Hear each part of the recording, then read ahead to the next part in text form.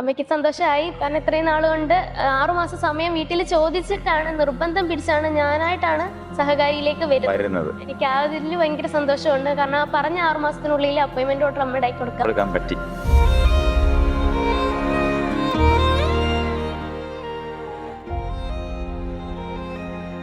പഠിക്കുന്നത് നല്ല quality time തന്നെ തിരഞ്ഞെടുത്ത് പഠിക്കണം. എങ്കിലും ഉറപ്പായിട്ട് നമുക്ക് ആ വിജയം നമുക്ക് നേടിയെടുക്കാൻ പറ്റും. കാരണം നിങ്ങളെപ്പോലെ സാധാരണപ്പെട്ട ഒരാളാണ് ഞാനും. എനിക്കിതൊന്നും അച്ചീവ് ചെയ്യാൻ പറ്റത്തില്ലെന്നായിരുന്നു ഞാൻ ഇവിടെ ഈ ഇത് കിട്ടുന്നിടം വരെ ഞാനും വിചാരിച്ചത്.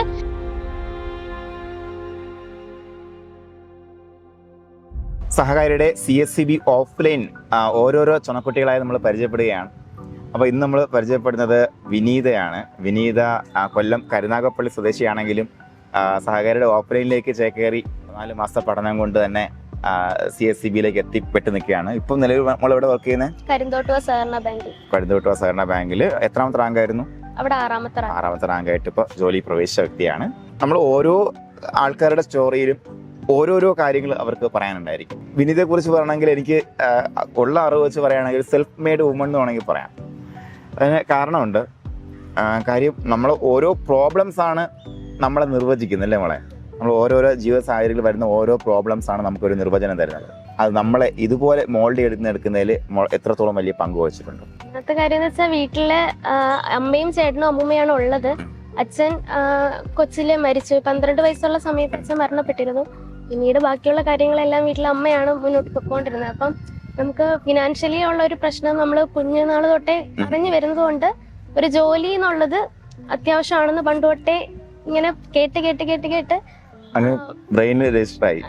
ഫിനാൻഷ്യൽ സ്ട്രഗിൾസ് എന്ന് പറയുമ്പോഴത്തേക്ക് അത് തന്നെയാണ് നമ്മളെ മോൾഡ് ചെയ്തതിൽ പ്രധാനപ്പെട്ട ഘടകം, അല്ലേ? ആ സമയത്ത് ഇത് അടയ്ക്കൽ എങ്ങനെയാണ് നിങ്ങൾ മാനേജ് ചെയ്തിട്ടുള്ളത്? ഈ പഠനവും ലോൺ അടയ്ക്കലും എല്ലാം അമ്മയുടെ കയ്യില് ഒരു ഇതായിരുന്നു. ആള് പല രീതിയിലും നമ്മളെ മുന്നോട്ട് കൊണ്ടുപോകാൻ വേണ്ടിയിട്ട് പല ജോലികളും ചെയ്തിട്ടുണ്ടായിരുന്നു. പിന്നെ നമുക്ക് കുറച്ച് പിരിവും കാര്യങ്ങളും അങ്ങനെയൊക്കെ ഉണ്ടായിരുന്നു. സിറ്റി പോലൊക്കെ അതൊക്കെ നടത്തിയിട്ടാണ് നമ്മൾ ഇവിടം വരെ എത്തി നിൽക്കുന്നത്. ആ സമയത്ത് നിന്റെ കോൺട്രിബ്യൂഷൻ എന്തായിരുന്നു പഠിച്ചുകൊണ്ടിരിക്കുന്ന സമയത്ത്? ആ സമയത്ത് ചെയ്യാൻ പറ്റിയെന്ന് വെച്ചാല് എനിക്ക് ട്യൂഷൻ എടുക്കാന്നുള്ളത് മാത്രമായിരുന്നു എനിക്ക് അന്ന് എന്നെ കൊണ്ട് ഒരു പെൺകുട്ടി എന്ന നിലയ്ക്ക് എനിക്ക് ചെയ്യാൻ പറ്റുന്ന ഒരു കാര്യം മാത്രമേ ഉള്ളായിരുന്നു. അപ്പം അത് ഞാൻ നന്നായിട്ട് തന്നെ ചെയ്തിട്ടുണ്ടായിരുന്നു. 10-20 കുട്ടികളോളം വീട്ടില് ട്യൂഷൻ ഞാൻ എടുത്തിട്ടുണ്ടായിരുന്നു. അപ്പം ക്ലാസ് കഴിഞ്ഞ് വൈകിട്ട് ഈവനിങ് ട്യൂഷൻ എടുക്കും. പിന്നെ ഇത് കണ്ടിന്യൂസ് ഇങ്ങനെ കുറെ നാളോളം ഞാൻ ചെയ്തിരുന്നു. പിന്നെ എന്റെ പഠനത്തിനുള്ള പൈസയും കാര്യങ്ങളും കോച്ചിങ് സെന്ററിൽ കൊടുക്കാനുള്ള പൈസയും എല്ലാം ഞാൻ ഇതിൽ നിന്നാണ് കണ്ടെത്തിക്കൊണ്ടിരുന്നത്.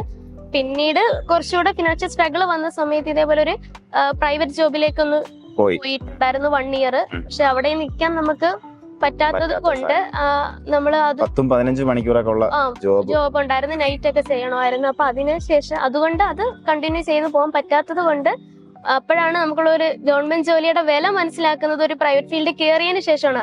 അതുവരെയും പഠിക്കുന്നുണ്ട് എന്നുള്ളതേ ഉള്ളൂ. പക്ഷെ എന്നാല് പൂർണ്ണമായിട്ടും അങ്ങോട്ട് ഡെഡിക്കേഷൻ വന്നിട്ടില്ലായിരുന്നു. പക്ഷെ ഒരു പ്രൈവറ്റ് ഫീൽഡിൽ പോയപ്പോ എത്രത്തോളം ബുദ്ധിമുട്ട് മനസ്സിലായി. ഒരു ചൂട് വന്നത് അപ്പോഴാണ്. അപ്പൊ അതിനുശേഷം പിന്നെ എല്ലാം കളഞ്ഞ് ഒരു 1 ഇയർ അവിടെ പോയി. അതിനുശേഷം ബ്രേക്കായി ഇതിലേക്ക് തന്നെ തിരിച്ചു വരികയായിരുന്നു. അപ്പൊ തിരിച്ചു വരാൻ നേരത്തായിരുന്നു സഹകാരി എന്ന ഓപ്ഷൻ മുന്നിലേക്ക് വരുന്നത്, അല്ലേ? ഞാൻ ഇവിടുത്തെ ഒരുപാട് വീഡിയോസ് എല്ലാം കണ്ട് അങ്ങനെ അവിടെ ഇതും കൂടെ ഒന്ന് ട്രൈ ചെയ്യുക. അവസാനം വെച്ചിട്ടാണ് ഞാൻ ഇത് വന്നത്. പക്ഷെ വന്നത് വെറുതെ ആയില്ല. ഓക്കെ, അപ്പൊ നമുക്ക് സഹകാരി വന്നതിന് ശേഷം ഉള്ള മറക്കാൻ പറ്റാത്ത എന്തെങ്കിലും മെമ്മറീസ് ഉണ്ടോ? മറക്കാൻ പറ്റുന്ന വെച്ചാൽ അവിടുത്തെ ക്ലാസ് ആണ് മെയിൻ ആയിട്ട്. ക്ലാസ് പിന്നെ എക്സാം എടുത്തു പറയേണ്ടത് അവിടുത്തെ എക്സാം ആണ്. കണ്ടിന്യൂസ് നടത്തുന്ന ഈ എക്സാമും പിന്നെ സാറിന്റെ ഒക്കെ റിവ്യൂ അതൊക്കെയാണ് നമ്മളെ മെയിൻ ആയിട്ട് അവിടെ പിടിച്ചു നിർത്തുന്നത്. ഈ 2 സംഭവങ്ങളാണ് മെയിൻ ആയിട്ടും പിടിച്ചു നിർത്തുക. പിന്നെ അവിടുത്തെ റാങ്ക് ഫയലുകൾ നമ്മൾ റിവൈസ് ചെയ്തും പിന്നെ ഇടയ്ക്ക് വെച്ച് എക്സ്ട്രീം ബാച്ച് എന്ന് പറയുന്ന ഒരു ബാച്ചിലേക്ക് കയറിയതാണ് എന്റെ ഒരു ടേണിംഗ് പോയിന്റ് എന്ന് എനിക്ക് തോന്നിയത് അവിടെയാണ്. 2 മനസ്സോടാണ് അതിനകത്തോട്ട് കയറുന്നത്, കാലെടുത്ത് വെക്കുന്നത് ആ എക്സ്ട്രീം ബാച്ചിലേക്ക്. എക്സ്ട്രീം ബാച്ച് ആയിട്ടല്ലായിരുന്നു അവിടെ വന്നത്, ഒരു ന്യൂ ബാച്ച് എന്നുള്ള രീതിയിലാണ് അവിടെ വന്നത്. പക്ഷെ ഇടയ്ക്ക് വെച്ചിട്ട് എക്സ്ട്രീം ബാച്ചിലോട്ട് കയറേണ്ട സാഹചര്യം വന്നു. അങ്ങനെ കയറി അവിടെ മറ്റേ യദുചേട്ടനും പിന്നെ അതുപോലെ തന്നെ ശ്യാം സാറും നല്ലപോലൊക്കെ ഹാർഡ് വർക്ക് ചെയ്യുന്നുണ്ടായിരുന്നു ഞങ്ങൾക്ക് വേണ്ടി. അപ്പൊ അവരുടെയും കൂടെ ഒരു ഫലമാണ് സത്യത്തിൽ ഈ ഒരു റിസൾട്ട് എന്ന് പറയുന്നത്.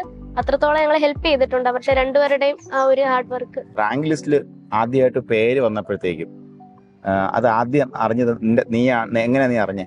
അതാദ്യം നമ്മൾ ക്ലാസ് എടുത്തോണ്ടിരിക്കുന്ന സമയത്താണ് ഈ ഒരു ലിസ്റ്റ് ഇങ്ങനെ റാങ്ക് ലിസ്റ്റ് വന്നിട്ടുണ്ട്, അത് എല്ലാരും നോക്കണം എന്ന് ഇങ്ങനെ ഇബ്രാഹിം സാർ പറയുന്ന അപ്പോഴാണ്. അപ്പൊ ആ ടൈമിലാണ് നോക്കുന്നത്. സത്യത്തിൽ നോക്കിയത് ഞാനല്ല, ഫ്രണ്ട്സ് ആണ്. അപ്പൊ ആ സമയത്ത് നല്ലതുപോലൊക്കെ നല്ല വിഷമവും സങ്കടവും എല്ലാം സന്തോഷം എല്ലാം ഒരുമിച്ച് വന്നൊരു സമയമായിരുന്നു. ഒരുപാട് കരഞ്ഞു ഞാൻ ആ സമയത്ത്. കാരണം ഒരുപാട് നാളുകൊണ്ട് ഒരു 4 കൊല്ലം കൊണ്ടേ ഇത് ഞാൻ പ്രിപ്പയർ ചെയ്യുന്നുണ്ട്. അപ്പം ആ ഒരു മൊമെന്റ് എന്ന് പറഞ്ഞാൽ അതൊരിക്കലും മറക്കാൻ പറ്റാത്തൊരു സമയമായിരുന്നു. അപ്പൊ അതേപോലെ നമ്മൾ റാങ്ക് ലിസ്റ്റ് പേര് വന്ന് ഒരു ആദ്യം വിളിച്ചു പറഞ്ഞ ആരെയാ?